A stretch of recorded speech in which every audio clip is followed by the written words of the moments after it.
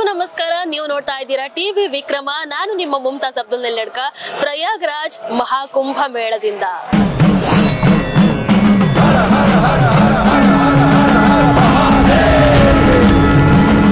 ಹರ ಹರ ಮಹಾದೇವ್. ಈ ಒಂದು ಮಹಾಕುಂಭ ಮೇಳ ಆರಂಭ ಆದಾಗಿನಿಂದ ಬಹಳಷ್ಟು ಜನರಿಗೆ ಒಂದು ಪ್ರಶ್ನೆ ಇದೆ, ಯಾವ ರೀತಿ ಹೋಗೋದು, ಹೋದ್ರೆ ಅಲ್ಲಿ ಉಳ್ಕೊಳ್ಳೋದು ಹೇಗೆ, ಅಲ್ಲಿ ಓಡಾಟ ಹೇಗಿರುತ್ತೆ, ಇನ್ನು ಅಲ್ಲಿ ಸೆಕ್ಯೂರಿಟಿ ವ್ಯವಸ್ಥೆ ಅದು ಹೇಗಿರುತ್ತೆ, ಸ್ವಚ್ಛತೆ ಹೇಗಿರುತ್ತೆ, ಅಲ್ಲಿನ ವಾತಾವರಣ ಹೇಗಿದೆ, ಇವೆಲ್ಲವೂ ಕೂಡ ಬಹಳಷ್ಟು ಜನರಿಗೆ ಒಂದು ಕುತೂಹಲ ಇದೆ. ಅದೇ ರೀತಿ ಒಂದಷ್ಟು ಗೊಂದಲಗಳು ಕೂಡ ಇದೆ. ಹಾಗಾಗಿ ನಾನು ಈ ಪ್ರಯಾಗ್ರಾಜ್ ನಲ್ಲಿ ಸುಮಾರು 10 ದಿನಗಳಿಗಿಂತಲೂ ಹೆಚ್ಚು ಕಾಲ ಇರೋದ್ರಿಂದ, ಇಲ್ಲಿ ಕಳೆದಿರೋದ್ರಿಂದ ನಾನು ಒಂದಷ್ಟು ವಿಚಾರಗಳನ್ನ, ನಾನು ನೋಡಿರುವಂತಹ ವಿಚಾರಗಳನ್ನ ನಿಮಗೆ ಈ ಮೂಲಕ ತಿಳಿಸುವಂತಹ ಪ್ರಯತ್ನವನ್ನ ಮಾಡ್ತೀನಿ.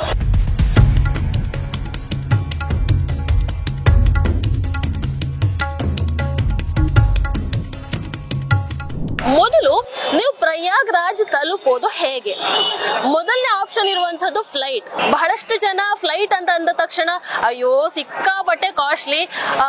ನಾನು ಬೆಂಗಳೂರು ಕೇಂದ್ರೀಕೃತವಾಗಿ ಇಲ್ಲಿ ಹೇಳ್ತಾ ಇದ್ದೀನಿ. ಬೆಂಗಳೂರಿನಿಂದ ಪ್ರಯಾಗ್ರಾಜ್ ಅಂತ ಹಾಕಿದ್ರೆ ನಮಗೆ 30,000ಕ್ಕಿಂತಲೂ ಹೆಚ್ಚು ಟಿಕೆಟ್ ದರವನ್ನ ತೋರಿಸುತ್ತೆ. ಇನ್ನು ಬೆಂಗಳೂರಿನಿಂದ ಅಯೋಧ್ಯೆಗೆ ಅಥವಾ ಬೆಂಗಳೂರಿನಿಂದ ವಾರಣಾಸಿಗೆ ನೋಡಿದ್ರು ಕೂಡ ಸುಮಾರು 25-30 ಸಾವಿರ ಅಂತ ತೋರಿಸುತ್ತೆ. ಇನ್ನು ಬೆಂಗಳೂರಿನಿಂದ ದೆಹಲಿಗೆ ಅಂತ ನೋಡಿದ್ರೆ ಸುಮಾರು 10,000 ತೋರಿಸುತ್ತೆ. ಹಾಗಾಗಿ ನೀವು ಫ್ಲೈಟ್ ಅಲ್ಲಿ ಡೈರೆಕ್ಟ್ ಇಲ್ಲಿಗೆ ಪ್ರಯಾಗ್ರಾಜ್ಗೆ ಬರೋದಕ್ಕೆ ಆಗೋದಿಲ್ಲ, ಅಥವಾ ನೀವು ಫ್ಲೈಟ್ ಅಲ್ಲಿ ಬರಬೇಕು ಅಂತ ಒಂದು ಆಸೆ ಇದ್ರೆ ನನ್ನ ಪ್ರಕಾರ ನೀವು ದೆಹಲಿಗೆ ಬರೋದು ಬೆಸ್ಟ್. ಅಂದ್ರೆ ಇಷ್ಟು ಇರೋದ್ರಲ್ಲಿ ದೆಹಲಿಗೆ ಬರೋದು ಬೆಸ್ಟ್. ಯಾಕಂದ್ರೆ ಸುಮಾರು 10,000ದಲ್ಲಿ ಆಗತ್ತೆ. ಆಮೇಲೆ ನೀವು ದೆಹಲಿಯಿಂದ ನಿಮಗೆ ಒಂದು ಬಸ್ಸಿನ ವ್ಯವಸ್ಥೆ ಇರುತ್ತೆ, ಇಲ್ಲ ಅಂತ ಹೇಳಿದ್ರೆ ರೈಲಿನ ವ್ಯವಸ್ಥೆ ಇರುತ್ತೆ, ಇಲ್ಲ ಅಂತ ಹೇಳಿದ್ರೆ ನೀವು ಬೈ ರೋಡ್ ಟ್ಯಾಕ್ಸಿ ಮಾಡಿ ಬರೋದಾದ್ರೆ ಅದು ಕೂಡ ಇರುತ್ತೆ. ಹಾಗಾಗಿ ದೆಹಲಿಗೆ ಬರೋದು ಒಂದ್ ಸ್ವಲ್ಪ ಕಮ್ಮಿಯಲ್ಲಿ ಆಗುತ್ತೆ ನೀವು ಫ್ಲೈಟೇ ಬೇಕು ಅಂತ ಅಂದ್ಕೊಂಡಿದ್ರೆ. ಇಲ್ಲ ಅಂತ ಹೇಳಿದ್ರೆ ನೀವು ಅಯೋಧ್ಯೆಗೆ ಅಥವಾ ವಾರಣಾಸಿಗೆ ಬಂದು ಅಲ್ಲಿಂದ ರೈಲು ಅಥವಾ ಬಸ್ಸು ಅಥವಾ ಬೈ ರೋಡ್ ಟ್ಯಾಕ್ಸಿ ಮೂಲಕ ಬರಬಹುದು. ಇಲ್ಲಾಂದ್ರೆ ಡೈರೆಕ್ಟ್ ಬ್ಯಾಂಗ್ಳೂರಿಂದ ಇಲ್ಲಿಗೆ ಪ್ರಯಾಗ್ರಾಜ್ಗೆ ಬರ್ತೀರಾ ಅಂತ ಹೇಳಿದ್ರೆ ಇವನ್ ಬಸ್ ಫೆಸಿಲಿಟಿ ಇದೆ, ರೈಲಿನ ಫೆಸಿಲಿಟಿ ಇದೆ. ಒಂದಷ್ಟು ಜನ, ಅಂದ್ರೆ ನನಗೆ ಇಲ್ಲಿ ಪ್ರಯಾಗ್ರಾಜ್ ಅಲ್ಲಿ ಸಿಕ್ಕಿದ ಒಂದಷ್ಟು ಜನ ಗಾಡಿ ಸ್ವತಃ ಅವರೇ ಒಂದು ತಂಡವನ್ನ ಮಾಡಿಕೊಂಡು ಗಾಡಿಯ ಮೂಲಕ ಬಂದಂತವ್ರು ಇದ್ದಾರೆ. ಇಲ್ಲಿ ಗಾಡಿ ತಂದ್ರು ಕೂಡ ಪಾರ್ಕಿಂಗ್ ಗೆ ಬಹಳ ಅದ್ಭುತವಾದಂತಹ ಫೆಸಿಲಿಟಿ ಕೂಡ ಇದೆ, ವ್ಯವಸ್ಥೆ ಬಹಳ ಅಚ್ಚುಕಟ್ಟಾಗಿದೆ. ಇಲ್ಲ ಅಂತ ಹೇಳಿದ್ರೆ ಒಂದಷ್ಟು ಜನ ಟ್ರಾವೆಲ್ ಏಜೆನ್ಸಿಯ ಮೂಲಕ ಏನು ಪ್ಯಾಕೇಜ್ ಇರುತ್ತೆ ಆ ಮೂಲಕ ಬರ್ತಾ ಇದ್ದಾರೆ. ಅಂದ್ರೆ ಅಯೋಧ್ಯೆ ಆಗಿರಬಹುದು, ವಾರಣಾಸಿ ಆಗಿರಬಹುದು, ಪ್ರಯಾಗ್ರಾಜ್ ಆಗಿರಬಹುದು, ಇವೆಲ್ಲವನ್ನ ಒಟ್ಟಿಗೆ ಕರ್ಕೊಂಡು ಹೋಗುವಂತಹ ಟ್ರಾವೆಲ್ ಏಜೆನ್ಸಿ ಆ ಮೂಲಕ ಬರೋದಿದ್ರೆ ಆ ಮೂಲಕ ಕೂಡ ಬರಬಹುದು. ಇನ್ನು ನಿಮ್ಮೆಲ್ಲರ ಕೈಯಲ್ಲೂ ಕೂಡ ಈಗ ಮೊಬೈಲ್ ಅಂತೂ ಇದ್ದೇ ಇರುತ್ತೆ. ಹಾಗಾಗಿ ನೀವು ಒಂದು ಬಾರಿ ನೋಡಿ ಚೆಕ್ ಮಾಡಿ ಯಾವುದು ಕಡಿಮೆ ದರದಲ್ಲಿ ಆಗತ್ತೆ, ಒಂದ್ ಸ್ವಲ್ಪ ಬೇಗ ಬುಕ್ಕಿಂಗ್ ಮಾಡಿದ್ರೆ ಒಳ್ಳೇದು. ಯಾಕಂತ ಹೇಳಿದ್ರೆ ಸೀಟ್ ಸಿಗುವಂತದ್ದು ಕಡಿಮೆ, ಟಿಕೆಟ್ ಆಲ್ಮೋಸ್ಟ್ ಬುಕ್ ಆಗಿರುತ್ತೆ. ಹಾಗಾಗಿ ನೀವು ನೋಡ್ತಾ ಚೆಕ್ ಮಾಡ್ತಾ ಬುಕ್ ಮಾಡಿದ್ರೆ ನಿಮ್ಗೆ ಆರಾಮ್ಸೆ ಇಲ್ಲಿಗೆ ಬರೋದಕ್ಕೆ ಅದೇನು ಬಹಳ ಕಷ್ಟ ಅಂತ ನನಗೆ ಅನ್ನಿಸ್ತಾ ಇಲ್ಲ. ನಿಮಗೆ ಮಹಾಕುಂಭ ಮೇಳಕ್ಕೆ ಬರಲೇಬೇಕು ಅನ್ನುವಂತಹ ಒಂದು ಆಸೆ ಇದ್ರೆ ಇದ್ಯಾವುದು ಕೂಡ ಒಂದು ತೊಂದರೆ ಆಗಲ್ಲ ಅಂತ ನಾನು ಭಾವಿಸ್ತೀನಿ.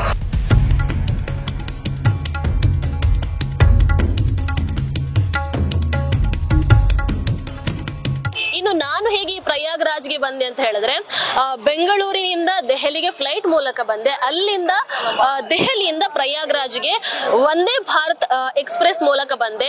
ವಂದೇ ಭಾರತ್ ಎಕ್ಸ್ಪ್ರೆಸ್ ಮೂಲಕ ಬಂದಂತಹ ಆ ಒಂದು ಅನುಭವ ನನ್ನ ಜೀವನದ ಮೊದಲ ಅನುಭವ ಕೂಡ. ಅದು ಬಹಳ ಅದ್ಭುತವಾಗಿತ್ತು.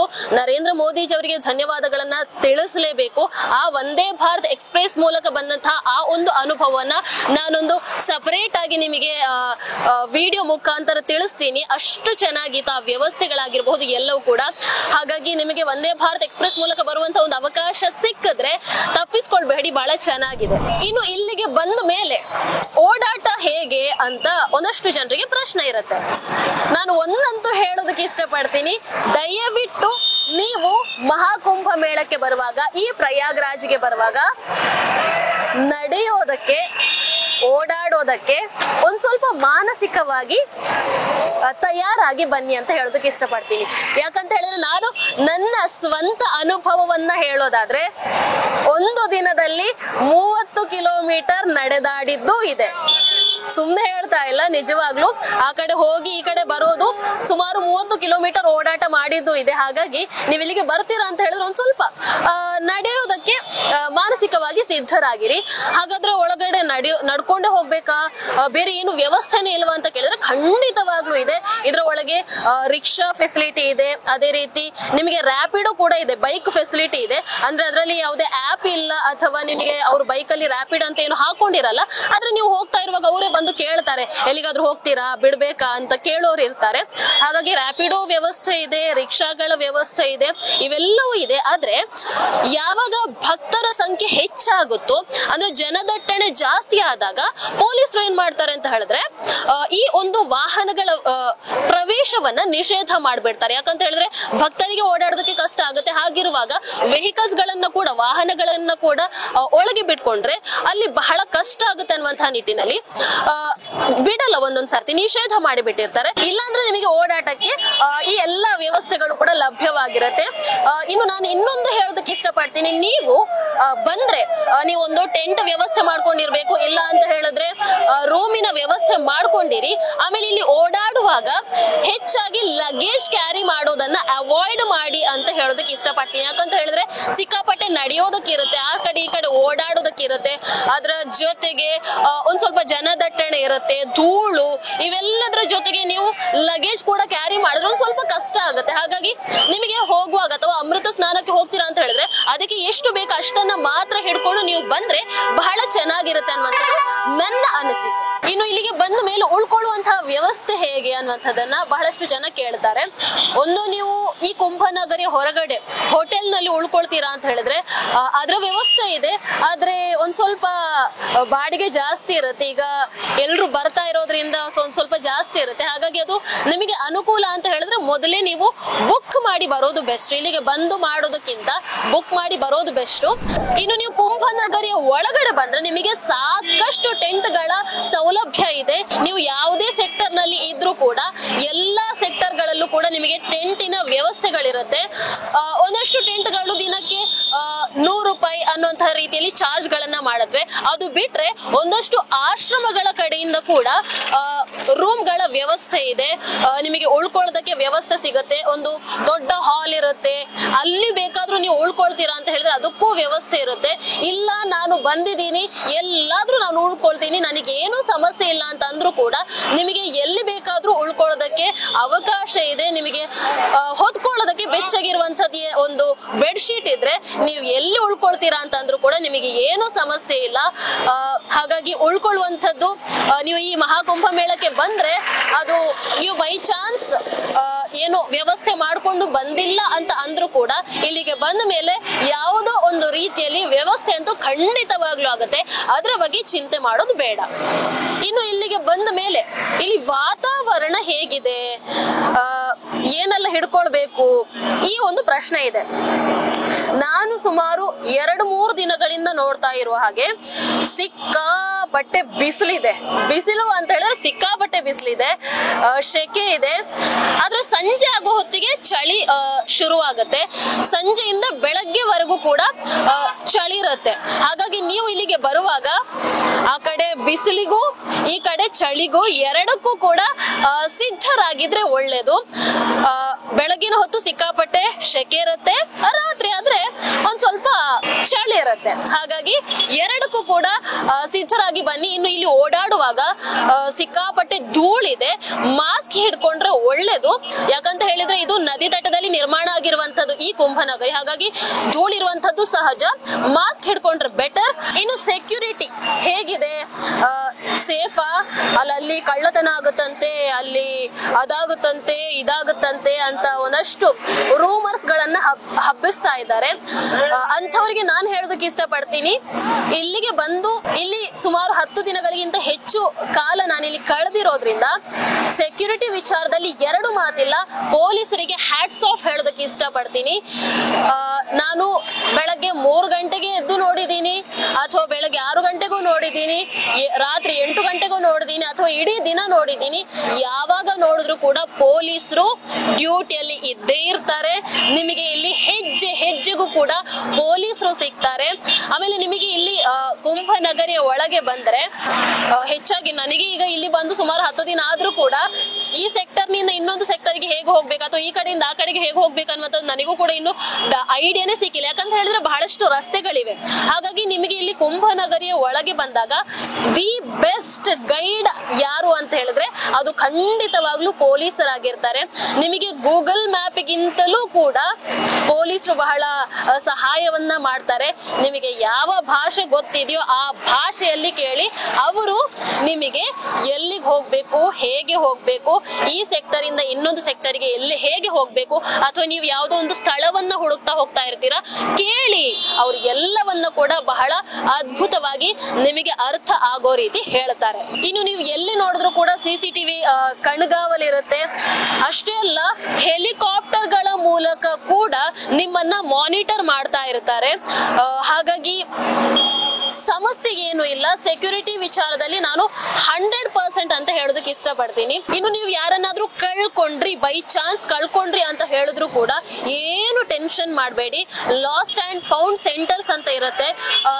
ಯಾರಾದ್ರೂ ಕಳೆದು ಹೋದ್ರು ಅಂತ ಹೇಳಿದ್ರೆ ಅಲ್ಲೇ ಪಕ್ಕದಲ್ಲಿ ಪೊಲೀಸ್ ಇರ್ತಾರಲ್ಲ, ದಯವಿಟ್ಟು ಅವರಿಗೆ ಒಂದು ಬಾರಿ ಹೇಳಿ. ಅವರು ನಿಮ್ಮನ್ನ ಎಲ್ಲಿಗೆ ತಲುಪಿಸ್ಬೇಕು ಅಲ್ಲಿಗೆ ತಲುಪಿಸ್ತಾರೆ. ಆ ಮೂಲಕ ಕಳೆದು ಹೋಗಿರೋರನ್ನ ಒಂದುಗೂಡಿಸುವಂತಹ ಕೆಲಸವನ್ನ ಮಾಡ್ತಾರೆ. ಲಾಸ್ಟ್ ಅಂಡ್ ಫೌಂಡ್ ಸೆಂಟರ್ ಬಹಳಷ್ಟು ಇದೆ. ಇನ್ನು ಮೈಕ್ಗಳ ಮೂಲಕ ಕೂಡ ಇವ್ರು ಕಳೆದು ಹೋಗಿದ್ದಾರೆ, ಇವ್ರು ಇಲ್ಲಿ ನಮ್ಮ ಸೆಂಟರ್ ಅಲ್ಲಿ ಇದ್ದಾರೆ, ದಯವಿಟ್ಟು ಸಂಬಂಧಪಟ್ಟವರು ಬಂದು ಇವರನ್ನ ಕರ್ಕೊಂಡು ಹೋಗಿ ಅನ್ನುವಂಥದ್ದನ್ನ ಮೈಕ್ ಮೂಲಕ ಅವರ ಹೆಸರು, ಊರು ಎಲ್ಲವನ್ನ ಹೇಳ್ತಾ ಇರ್ತಾರೆ. ಹಾಗಾಗಿ ಯಾರಾದ್ರೂ ಮಿಸ್ ಆದ್ರು ಅಂತ ಹೇಳಿದ್ರು ಕೂಡ ಏನು ಸಮಸ್ಯೆ ಇಲ್ಲ. ಒಂದೇ ನೀವು ಯಾರಾದ್ರೂ ಬೈ ಚಾನ್ಸ್ ನೀವು ಬಂದಾಗ ಯಾರಾದ್ರೂ ಮಿಸ್ ಆದ್ರು ಅಂತ ಹೇಳಿದ್ರೆ ದಯವಿಟ್ಟು ನೀವು ಪಕ್ಕದಲ್ಲಿ ಯಾರು ಪೊಲೀಸರು ಇರ್ತಾರಲ್ಲ ಅವರಿಗೆ ಒಂದು ಬಾರಿ ಹೇಳ್ಬಿಡಿ. ಅವ್ರು ಬಾಕಿ ಇರುವಂತಹ ಎಲ್ಲ ವ್ಯವಸ್ಥೆಗಳನ್ನ ಮಾಡ್ತಾರೆ. ಏನು ಟೆನ್ಷನ್ ಇಲ್ಲ ಅದ್ರಲ್ಲಿ. ಇನ್ನು ವಯಸ್ಸಾದವರು ಅಥವಾ ಚಿಕ್ಕ ಮಕ್ಕಳು ನಿಮ್ಮ ಜೊತೆ ಇದ್ದಾರೆ ಅಂತ ಹೇಳಿದ್ರೆ ನೀವು ಒಂದು ಏನ್ ಮಾಡಿ ಅಂತ ಹೇಳಿದ್ರೆ ನಿಮ್ಮ ಯಾರ್ದಾದ್ರೂ ಒಂದು ಕಾಂಟ್ಯಾಕ್ಟ್ ನಂಬರ್ ಅನ್ನ ಅವರಿಗೆ ಕೊಟ್ಟು ಬಿಟ್ಟಿರಿ. ಯಾಕಂತ ಹೇಳಿದ್ರೆ ಬೈ ಚಾನ್ಸ್ ಅವರು ಕಳೆದು ಹೋದ್ರು ಅಂತ ಹೇಳಿದ್ರು ಕೂಡ ಇಲ್ಲಿನ ಲೋಕಲ್ಸ್ ಸಮೇತ ಅಥವಾ ಇಲ್ಲಿಗೆ ಯಾರು ಬಂದಿರ್ತಾರೋ ಅವರು ಸಹಾಯವನ್ನ ಮಾಡ್ತಾರೆ. ಯಾಕಂತ ಹೇಳಿದ್ರೆ ಇಲ್ಲಿ ಯಾರು ಏನೇ ಸಹಾಯವನ್ನ ಕೇಳಿದ್ರು ಕೂಡ ಬಹಳ ಮುಕ್ತ ಮನಸ್ಸಿನಿಂದ ಮಾಡ್ತಾರೆ. ಹಾಗಾಗಿ ಒಂದು ನಂಬರ್ ನಿಮ್ಮ ಜೊತೆ ಇದ್ರೂ ಕೂಡ ಕಾಂಟ್ಯಾಕ್ಟ್ ಮಾಡೋದಕ್ಕೆ ಸುಲಭ ಆಗುತ್ತೆ. ಇಲ್ಲ ಅಂತ ಹೇಳಿದ್ರೆ ನಾನು ಹೇಳದ್ನಲ್ವಾ, ಪೊಲೀಸರು ಇರ್ತಾರೆ. ಡೈರೆಕ್ಟ್ ಆಗಿ ಏನು ಯೋಚನೆ ಮಾಡಬೇಡಿ, ಪೊಲೀಸರ ಹತ್ರ ಹೋಗಿ ಹೇಳಿ, ಅವರು ಎಲ್ಲ ವ್ಯವಸ್ಥೆಯನ್ನ ಮಾಡ್ತಾರೆ. ಅದರಲ್ಲಿ ಟೆನ್ಷನ್ ಮಾಡೋದು ಬೇಡ. ಇನ್ನು ಸ್ವಚ್ಛತೆ ಹೇಗಿದೆ? ಸ್ವಚ್ಛತೆ ಅದರಲ್ಲೂ ಕೂಡ ಎರಡು ಮಾತಿಲ್ಲ. ಸ್ವಚ್ಛತಾ ಕಾರ್ಮಿಕರಿಗೂ ಕೂಡ ನಾನು ದೊಡ್ಡ ಸೆಲ್ಯೂಟ್ ಅನ್ನು ಹೊಡೆಯೋದಕ್ಕೆ ಇಷ್ಟಪಡ್ತೀನಿ. ಯಾಕಂತ ಹೇಳಿದ್ರೆ ಲಕ್ಷಗಳಲ್ಲಿ, ಕೋಟಿಗಳಲ್ಲಿ ಭಕ್ತಾದಿಗಳು ಬರುವಾಗ ಸ್ವಚ್ಛತೆಯನ್ನ ಕಾಪಾಡುವಂತದ್ದು ತಮಾಷೆ ವಿಚಾರ ಅಲ್ಲ ಅಲ್ವಾ? ನೀವು ರಾತ್ರಿ 1 ಗಂಟೆಗಾದ್ರೂ ನೋಡಿ, 2 ಗಂಟೆಗಾದ್ರೂ ನೋಡಿ, 4 ಗಂಟೆಗಾದ್ರೂ ನೋಡಿ, ಅಥವಾ ಡೇ ಟೈಮ್ ಆದ್ರೂ ನೋಡಿ, ಸ್ವಚ್ಛತಾ ಕಾರ್ಮಿಕರು ನಿರಂತರವಾಗಿ ತಮ್ಮ ಕೆಲಸಗಳಲ್ಲಿ ನಿರತರಾಗಿರ್ತಾರೆ. ನೀವು 10 ನಿಮಿಷದ ಮುಂಚೆ ಇಲ್ಲಿ ಒಂದು ಕಸವನ್ನ ನೋಡಿದ್ರಿ ಅಂತ ಅನ್ಕೊಳ್ಳಿ, 10 ನಿಮಿಷ ಬಿಟ್ಟು ಬಂದು ನೋಡಿದಾಗ ಆ ಕಸ ಇರಲ್ಲ. ಅಷ್ಟು ಅದ್ಭುತವಾಗಿ ಸ್ವಚ್ಛತಾ ಕಾರ್ಮಿಕರು ತಮ್ಮ ಕೆಲಸವನ್ನ ಮಾಡ್ತಾ ಇದ್ದಾರೆ. ಅಂಡ್ ಆ ಟೀಮ್ ಕೂಡ ಬಹಳ ಚೆನ್ನಾಗಿದೆ. ಸ್ವಚ್ಛತಾ ಕಾರ್ಮಿಕರು ಅಲ್ಲಲ್ಲಿ ಇರ್ತಾರೆ, ಏನು ಸಮಸ್ಯೆ ಇಲ್ಲ. ಇನ್ನು ಶೌಚಾಲಯದ ವ್ಯವಸ್ಥೆ ಕೂಡ ಬಹಳಷ್ಟಿದೆ. ಎಲ್ಲಿ ಹೋದ್ರೂ ಕೂಡ ನಿಮಗೆ ಶೌಚಾಲಯದ ವ್ಯವಸ್ಥೆ ಸಿಗುತ್ತೆ. ಇನ್ನು ನೀವು ಹೋದಾಗ ಅದು ಕ್ಲೀನ್ ಇಲ್ಲ ಅಂತ ಹೇಳಿದ್ರೆ ನೀವು ಕಾಂಟ್ಯಾಕ್ಟ್ ಮಾಡಿ, ಅದರಲ್ಲಿ QR ಕೋಡ್ ಇರುತ್ತೆ, ಅದನ್ನ ಸ್ಕ್ಯಾನ್ ಮಾಡಿ ನೀವು ತಿಳಿಸಿದ್ರಿ ಅಂತ ಹೇಳಿದ್ರೆ ಸ್ವಚ್ಛತಾ ಕಾರ್ಮಿಕರು ಬಂದು ಅದನ್ನ ಕ್ಲೀನ್ ಮಾಡಿ ಕೊಡ್ತಾರೆ. ಏನು ಸಮಸ್ಯೆ ಇಲ್ಲ, ಎಲ್ಲವೂ ಕೂಡ ಬಹಳ ಅದ್ಭುತವಾಗಿದೆ, ಅಚ್ಚುಕಟ್ಟಾಗಿದೆ. ಸ್ವಚ್ಛತೆಯ ವಿಚಾರದಲ್ಲಿ ಇಷ್ಟು ಜನ ಬರುವಾಗಂತೂ ಇದೆಯಲ್ಲ, ಅನ್ಇಮ್ಯಾಜಿನೇಬಲ್. Hats off ಹೇಳಲೇಬೇಕಾದಕ್ಕಂತೂ. ಇನ್ನು ಆಹಾರ, ಅದೇ ರೀತಿ ಔಷಧಿ, ನಾನು ನಿಮಗೆ ಒಂದು ಏನು ಸಜೆಸ್ಟ್ ಮಾಡಬಲ್ಲೆ ಅಂತ ಹೇಳಿದ್ರೆ, ನೀವು ಬರುವಾಗ ಜೊತೆಯಲ್ಲಿ ಒಂದು ಜ್ವರ, ತಲೆನೋವು, ಕಫ್ ಸಿರಪ್ ಅಥವಾ ಮೂ ಸ್ಪ್ರೇ ಇದನ್ನ ಒಂದು ಸ್ವಲ್ಪ ಕ್ಯಾರಿ ಮಾಡಿದ್ರೆ ಬೆಟರ್ ಅಂತ ಅನ್ಸುತ್ತೆ. ಯಾಕಂತ ಹೇಳಿದ್ರೆ ಇಲ್ಲಿ ಔಷಧದ ಫೆಸಿಲಿಟಿ ಇಲ್ಲ ಅಂತ ಹೇಳ್ತಾ ಇಲ್ಲ. ವ್ಯವಸ್ಥೆಗಳು ಬಹಳಷ್ಟು ಇದೆ. ಅಲ್ಲಲ್ಲಿ ಆಂಬ್ಯುಲೆನ್ಸ್ ಗಳಿರುತ್ತವೆ. ನಿಮಗೆ ಏನೇ ತೊಂದರೆ ಆದ್ರೂ ಕೂಡ ಇಮ್ಮಿಡಿಯೇಟ್ ರೆಸ್ಪಾನ್ಸ್ ಸಿಗುತ್ತೆ ನಿಮಗೆ. ಅಥವಾ ಸರ್ಕಾರದ ವತಿಯಿಂದ ಕ್ಲಿನಿಕ್ ಗಳು ಇವೆ, ಅಲ್ಲಿ ನಿಮಗೆ ಉಚಿತವಾಗಿ ಔಷಧಗಳ ಲಭ್ಯ ಕೂಡ ಇರುತ್ತೆ. ಆದ್ರೆ ನಿಮ್ಮ ಜೊತೆಗೆ ಇದ್ರೆ, ನಾವು ನಮ್ಮ ಊರಿಂದ ನಮ್ಮ ಡಾಕ್ಟರ್ ಪ್ರಿಸ್ಕ್ರೈಬ್ ಮಾಡಿರ್ತಾರೆ, ನಮಗೆ ಬೇಗ ಗುಣ ಆಗುತ್ತೆ ಅನ್ನುವಂಥದ್ದು ಒಂದಷ್ಟು ಇರುತ್ತಲ್ವಾ ನಮಗೂ ಕೂಡ. ಹಾಗಾಗಿ ನೀವು ಊರಿಂದ ಬರುವಾಗ ಅದನ್ನ ಒಂದಷ್ಟು ಕ್ಯಾರಿ ಮಾಡಿದ್ರೆ ಇನ್ನೂ ಚೆನ್ನಾಗಿರುತ್ತೆ ಅನ್ನುವಂಥದ್ದು ನನ್ನ ಒಂದು ಸಲಹೆ. ಇನ್ನು ಆಹಾರ ನೀವು ದುಡ್ಡು ಕೊಟ್ರೆ ನಿಮಗೆ ಯಾವ ರೀತಿಯಾದಂತಹ ಆಹಾರ ಬೇಕಾದ್ರೂ ಸಿಗುತ್ತೆ. ನೀವು ಏನಿಲ್ಲ, ನೀವು ಜಾತ್ರೆಗೆ ಹೋದ್ರೆ ಹೇಗಿರುತ್ತೆ ಅದೇ ತರ ನಿಮಗೆ ಏನು ಬೇಕೋ ತಿನ್ನೋದಕ್ಕೆ ಎಲ್ಲವೂ ಸಿಗುತ್ತೆ. ಇನ್ನು ಉಚಿತವಾಗಿ ಅನ್ನದಾನ ಕೂಡ ನಡೀತಾ ಇರುತ್ತೆ. ಅದನ್ನು ಉಚಿತ ಅಂತ ಹೇಳೋದಕ್ಕೆ ನಾನು ಇಷ್ಟಪಡಲ್ಲ. ಅನ್ನದಾನಗಳು ನಡೀತಾ ಇರುತ್ತೆ. ಅನ್ನದಾನದ ಛತ್ರಗಳು ಬಹಳಷ್ಟಿವೆ. ನಿಮಗೆ ಹೆಜ್ಜೆ ಹೆಜ್ಜೆಗೂ ಕೂಡ ಕರ್ದು ಪ್ರಸಾದವನ್ನ ತಗೊಳ್ಳಿ ತಿನ್ನಿ ಅಂತ ಹೇಳುವಂತಹವರು ನಿಮಗೆ ಅಲ್ಲಲ್ಲಿ ಸಿಗ್ತಾರೆ. ಹಾಗಾಗಿ ಅದಕ್ಕೆ ಏನು ಸಮಸ್ಯೆ ಇಲ್ಲ. ಹಾಗಾಗಿ ಇಲ್ಲಿಗೆ ಬಂದ್ರೆ ಆಹಾರದ ವಿಚಾರದಲ್ಲಿ ಏನು ಸಮಸ್ಯೆ ಇಲ್ಲ. ನೀರಾದ್ರೂ ಅಷ್ಟೇ, ನಿಮಗೆ ವಾಟರ್ ಬಾಟಲ್ ಅಲ್ಲಲ್ಲಿ ಸಿಗುತ್ತೆ. ಅದು ಬಿಟ್ರೆ ಈ ಸರ್ಕಾರದ ವತಿಯಿಂದ ಕೂಡ ಟ್ಯಾಪ್ ವಾಟರ್ ಫೆಸಿಲಿಟಿ ಇದೆ, ಎಲ್ಲವೂ ಇದೆ. ಏನು ತೊಂದರೆ ಇಲ್ಲ, ಆರಾಮ್ಸೆ ಬರಬಹುದು ಅಂತ ನಾನು ಹೇಳ್ತೀನಿ. ಹಾಗಾಗಿ ವ್ಯವಸ್ಥೆಗಳ ವಿಚಾರದಲ್ಲಿ ಏನು ಸಮಸ್ಯೆ ಇಲ್ಲ. ನಿಮಗೆ ಈಗಾಗಲೇ ಗೊತ್ತಿರೋ ಹಾಗೆ 4 ಪ್ರಮುಖ ಅಮೃತ ಸ್ನಾನದ ದಿನಗಳು ಮುಗಿದಿದೆ. ಈಗಾಗಲೇ ನಾನು ನೋಡ್ತಿರೋ ಹಾಗೆ ಒಂದು ಸ್ವಲ್ಪ ಜನದಟ್ಟಣೆ ಕಮ್ಮಿ ಕೂಡ ಕಾಣಿಸ್ತಾ ಇದೆ. ಹಾಗಾಗಿ ಇನ್ನು ಮುಂದೆ ನಿಮಗೆ ಆರಾಮ್ಸೆ ಬರಬಹುದು. ಜನದಟ್ಟಣೆ ಅಷ್ಟು ಇಲ್ಲ ನಾನ್ ನೋಡ್ತಿರೋ ಹಾಗೆ. ಆರಾಮಾಗಿ ಬನ್ನಿ. ಈ ಒಂದು ಮಹಾಕುಂಭ ಮೇಳದಲ್ಲಿ ಪಾಲುದಾರರಾಗಿ ಸುಮಾರು 144 ವರ್ಷಗಳಿಗೊಮ್ಮೆ ನಡೆಯುವಂತಹ ಮಹಾಕುಂಭ ಮೇಳ. ಈಗ ನಾವೇನ್ ನೋಡ್ತಾ ಇದ್ದೀವಿ, ಮತ್ತೆ ನಮಗೆ ಜೀವಮಾನದಲ್ಲಿ ಈ ಒಂದು ಅವಕಾಶ ಸಿಗಲ್ಲ. ಹಿಂದೆ ಇದ್ದಂಥವ್ರು ಈ ಮಹಾಕುಂಭ ಮೇಳದಲ್ಲಿ ಇಲ್ಲ. ಈಗ ನಾವು ಇರುವಂತವ್ರು ಮತ್ತೆ ಮುಂದಿನ ಮಹಾಕುಂಭ ಮೇಳದಲ್ಲಿ ಇರಲ್ಲ. ಹಾಗಾಗಿ ಒಂದು ಅಪರೂಪದ ಅವಕಾಶ ಇದು ನಮಗೆ, ನಮ್ಮ ಭಾಗ್ಯ, ನಮ್ಮ ಪುಣ್ಯ ಅಂತಾನೆ ಹೇಳ್ಬೋದು. ಹಾಗಿರುವಾಗ ನಾವು ಯಾಕೆ ಮಿಸ್ ಮಾಡ್ಕೊಳ್ಬೇಕಲ್ವಾ? ಬನ್ನಿ, ಅಮೃತ ಸ್ನಾನವನ್ನ ಮಾಡಿ ಅದಾದ ನಂತರ ನಿಮಗೆ ಇಲ್ಲಿ ಹೋಗೋದಕ್ಕೆ ಬಹಳಷ್ಟು ಪ್ರಮುಖವಾದಂತಹ ಸ್ಥಳಗಳು ಕೂಡ ಇವೆ. ಶಿವಾಲಯ ಪಾರ್ಕ್ ಆಗಿರಬಹುದು, ಅಥವಾ ಲೇಟೆ ಹನುಮಾನ್ಜಿ ದೇವಸ್ಥಾನ ಆಗಿರಬಹುದು, ಇನ್ನು ನಾಗವಾಸುಕಿ ದೇವಸ್ಥಾನ ಆಗಿರಬಹುದು, ಇನ್ನು ರುದ್ರಾಕ್ಷಿಯಿಂದ ನಿರ್ಮಾಣ ಆಗಿರುವಂತಹ ಶಿವಲಿಂಗ ಆಗಿರಬಹುದು. ಅಯೋಧ್ಯೆಯ ರಾಮ ಮಂದಿರವನ್ನ ಇಲ್ಲಿ ನಿಮಗೆ ತೋರಿಸುವಂತಹ ಪ್ರಯತ್ನವನ್ನ ಕೂಡ ಮಾಡಿದ್ದಾರೆ. ಅದು ಬಿಟ್ರೆ ಮುಖ್ಯವಾಗಿ ನಾಗ ಸಾಧುಗಳನ್ನ ನೋಡುವಂತ ಒಂದು ಅವಕಾಶ ಸಿಗುತ್ತೆ. ನಿಮಗೆಲ್ರಿಗೂ ಗೊತ್ತಿರೋ ಹಾಗೆ ನಾಗ ಸಾಧುಗಳು ನಿಮಗೆ ಹಾಗೆ ಯಾವಾಗ್ಲೂ ಕೂಡ ನೋಡೋದಕ್ಕೆ ಅವಕಾಶ ಸಿಗೋದಿಲ್ಲ. ಮಹಾಕುಂಭ ಮೇಳದ ಸಂದರ್ಭದಲ್ಲಿ ಮಾತ್ರ ಅಥವಾ ಕುಂಭ ಮೇಳದ ಸಂದರ್ಭದಲ್ಲಿ ಮಾತ್ರ ನಿಮಗೆ ನಾಗ ಸಾಧುಗಳನ್ನು ನೋಡುವಂತ ಒಂದು ಅವಕಾಶ, ಆ ಒಂದು ಪುಣ್ಯ ಸಿಗುತ್ತೆ. ಹಾಗಾಗಿ ಈ ಒಂದು ಮಹಾಕುಂಭ ಮೇಳಕ್ಕೆ ಬನ್ನಿ. ಆ ಎಲ್ಲ ಒಂದು ಅವಕಾಶವನ್ನ ಮಿಸ್ ಮಾಡ್ಕೊಳ್ಬೇಡಿ. ಇನ್ನು ಟೆಂಟ್ ಹೌಸ್ ಗಳನ್ನ ಕೂಡ ರಾತ್ರಿ ಹೊತ್ತು ನೋಡೋದು ಬಹಳ ಅದ್ಭುತವಾಗಿರುತ್ತೆ. ಬ್ರಿಡ್ಜ್ ಮೇಲಿಂದ ನೋಡೋದು ಬಹಳ ಚೆನ್ನಾಗಿರುತ್ತೆ. ಹಾಗಾಗಿ ಈ ಎಲ್ಲ ಎಕ್ಸ್ಪೀರಿಯನ್ಸ್ ಅನ್ನ ತಗೊಳ್ಳಿ. ಹೆಚ್ಚಾಗಿ ಒಂದು ಆಧ್ಯಾತ್ಮಿಕ ಲೋಕದಲ್ಲಿ ನೀವು ಕೂಡ ಕಳೆದು ಹೋಗಿ ಅಂತ ಹೇಳೋದಕ್ಕೆ ಇಷ್ಟಪಡ್ತೀನಿ. ಇನ್ನು ನೀವು ಮಹಾಕುಂಭ ಮೇಳಕ್ಕೆ ಬಂದಿದ್ರೆ ನಿಮ್ಮ ಅನುಭವ ಹೇಗಿತ್ತು ಅನ್ನುವಂಥದ್ದನ್ನ ದಯವಿಟ್ಟು ತಿಳಿಸಿ. ಅಥವಾ ಇನ್ನು ಯಾರು ಬಂದಿಲ್ವೋ, ಯಾಕೆ ಬಂದಿಲ್ಲ ಅಥವಾ ಕಾರಣ ಏನು, ದಯವಿಟ್ಟು ತಿಳಿಸಿ. ಆಮೇಲೆ ನಮ್ಮ ಈ ಟಿವಿ ವಿಕ್ರಮದ ಮೂಲಕ ಬರ್ತಾ ಇರುವಂತಹ ಈ ಮಹಾಕುಂಭ ಮೇಳದ ಕಾರ್ಯಕ್ರಮ ನಿಮಗೆ ಹೇಗೆ ಅನ್ನಿಸ್ತಾ ಇದೆ, ಇನ್ನು ಯಾವ ರೀತಿಯಾದಂತಹ ಕಾರ್ಯಕ್ರಮಗಳನ್ನ ನೀವು ಎಕ್ಸ್ಪೆಕ್ಟ್ ಮಾಡ್ತಾ ಇದ್ದೀರಿ, ನಮಗೆ ಕಾಮೆಂಟ್ ಮೂಲಕ ತಿಳಿಸಿ. ನಿಮ್ಮೆಲ್ಲರ ಕಾಮೆಂಟ್ಸ್ ಗಳನ್ನ ನಾನು ಖಂಡಿತವಾಗ್ಲೂ ನೋಡ್ತೀನಿ. ನಿಮ್ಮ ಸಲಹೆ ಸೂಚನೆಗಳನ್ನ ಖಂಡಿತವಾಗ್ಲೂ ಕೂಡ ನಾನು ಸ್ವೀಕಾರ ಮಾಡ್ತೀನಿ. ಮತ್ತೊಮ್ಮೆ ಹೇಳ್ತಾ ಇದ್ದೀನಿ, ಬನ್ನಿ ಮಹಾಕುಂಭ ಮೇಳಕ್ಕೆ ಬನ್ನಿ, ಸಿಗೋಣ. ನಮಸ್ಕಾರ. ಹರ ಹರ ಮಹಾದೇವ್. ಟಿವಿ ವಿಕ್ರಮ, ದೇಶ ನಿಮ್ಮ ಕೈಯಲ್ಲಿ. ಈ ಕಾರ್ಯಕ್ರಮ ನಿಮಗೆ ಇಷ್ಟ ಆಗಿದ್ದಲ್ಲಿ ಲೈಕ್, ಶೇರ್ ಹಾಗೂ ಕಮೆಂಟ್ ಮಾಡಿ. ಟಿವಿ ವಿಕ್ರಮದ ಕಾರ್ಯಕ್ರಮಗಳನ್ನು ನಿರಂತರವಾಗಿ ವೀಕ್ಷಿಸಲು ಸಬ್ಸ್ಕ್ರೈಬ್ ಮಾಡಿ, ಬೆಲ್ ಐಕನ್ ಒತ್ತಿ.